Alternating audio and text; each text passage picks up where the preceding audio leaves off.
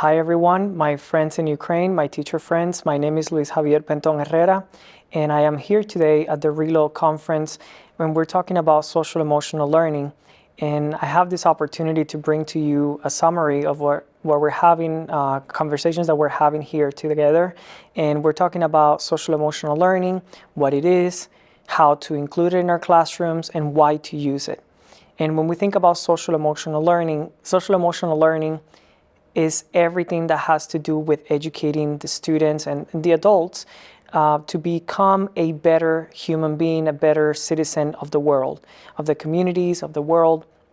And when we think about social emotional learning, especially in the English language classroom, we think about English as the lingua franca of the world.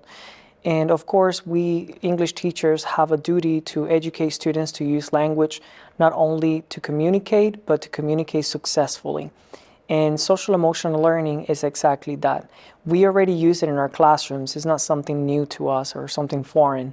When we think about, for example, cultural sensitivity, we talk about cultures all the time in our classrooms. We talk about cultural sensitivity. Sensitivity, being sensible, being empathetic towards other people, that's a social emotional learning skill that we can use in our classrooms. So when we think about social emotional learning, in our classes here today, in our workshops, we're having different conversations about what social emotional learning is, how it can look like. We've talked about, for example, recognizing students' positive traits. We know in our classrooms many times, especially during the beginning stages of language teaching and learning, we know that students feel frustrated. We know that students feel anxiety. They feel, for example, a lack of motivation because they think that learning, especially language learning, is a curve going upwards, when in reality it's more of a roller coaster experience, right?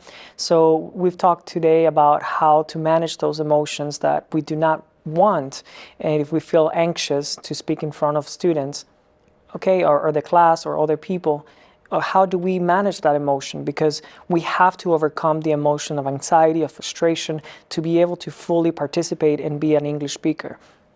So that's a way of thinking about, for example, social emotional learning and how it affects language teaching and learning. But also when we think about social emotional learning, we were talking today about different skills, different competencies that we want our students to have, not only in the classroom, but also outside of the classroom. We think about leadership skills.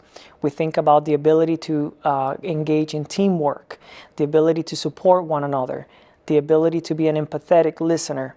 All of these are skills that students are going to need in the classroom and when they go outside into the real world in their jobs, which might take them outside of their countries. You know, it might take them, and when we think about globally, the job market today, we're working everywhere, all around the world, interacting with people from different cultures. So we have to be very socially aware. We have to be sensitive to other people's cultures, perceptions, and we have to have a sense of responsibility and respect to other people's ideas, welcoming their experiences, welcoming their perspectives.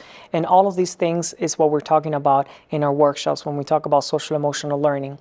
Some of the activities that we have included in our classes today and in our workshops, we talked about, for example, how to use poetry as a form of social emotional learning. We also sometimes have students, especially in the context of Ukraine today, we have students who arrive in our classrooms with emotions that they don't know how to manage, they don't know how to label or name.